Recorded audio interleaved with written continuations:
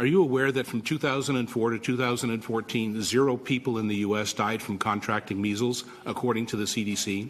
During the same time, 108 people died from the MMR vaccine, according to the Vaccine Adverse Events Reporting System.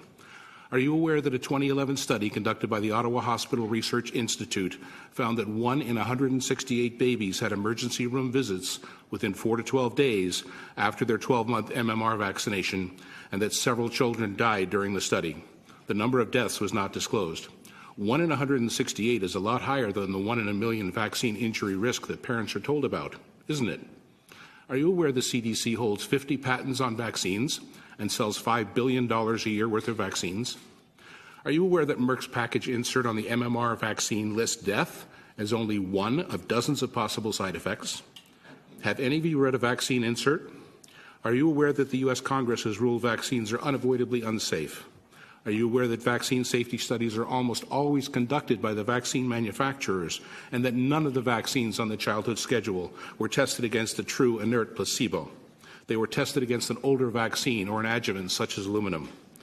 Are you aware that pharmaceutical drugs under the FDA are safety tested for an average of 4.5 years prior to licensing? Vaccines are tested on average for 4.5 days prior to licensing. 4.5 days versus 4.5 years. Are you aware that a Harvard Pilgrim Hospital study funded by Health and Human Services in the U.S. revealed that less than 1% of vaccine injuries are reported? This means that more than 99% of vaccine adverse reactions are not reported or acknowledged. Are you aware that the U.S. Vaccine Injury Compensation Program has paid out more than $4 billion due to vaccine injury and death?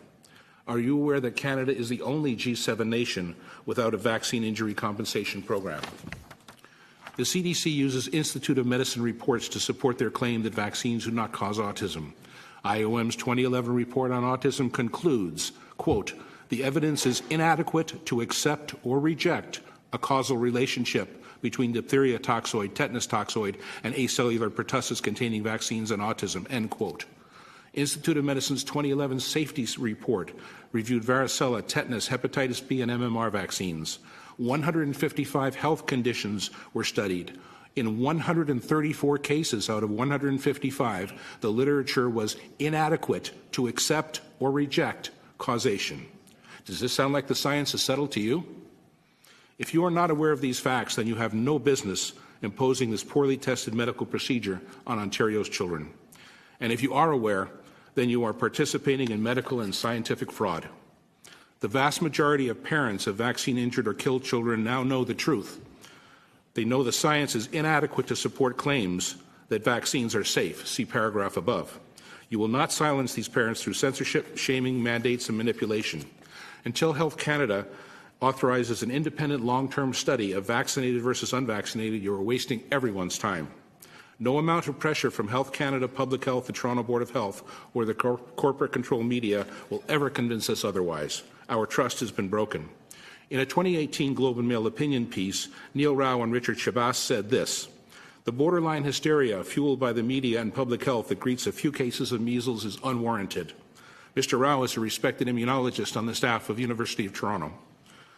Dr. Shabazz recently held the post of Chief Medical Officer of Health for Ontario. Perhaps you should listen to one of your own. Congress was blackmailed into drafting the NCVIA in 1986. Does everyone know what that is? Just in case. National Childhood Vaccine Injury Act. Vaccine manufacturers were losing multiple big money lawsuits surrounding injury and death of their products. They demanded Congress pass a law to give them legal immunity. In doing so, Congress said you must do safety studies annually and you must report to Congress every 2 years. In a 2018 lawsuit, it was proven that HHS did neither of those things. No studies and no reports to Congress for 30 years. Your science has settled one-size-fits-all agenda intended to lead all citizens down the path of compulsory vaccination is in direct violation of the Ontario Healthcare Consent Act, the Universal Declaration of Bioethics and Human Rights, the Nuremberg Code, and the Charter of Rights and Freedoms in the Canadian Constitution, as supported by a Health Canada statement. This is Canada. It is not Salem, Massachusetts, 1692. It is not Berlin, 1939. This will not stand. Thank you for your time.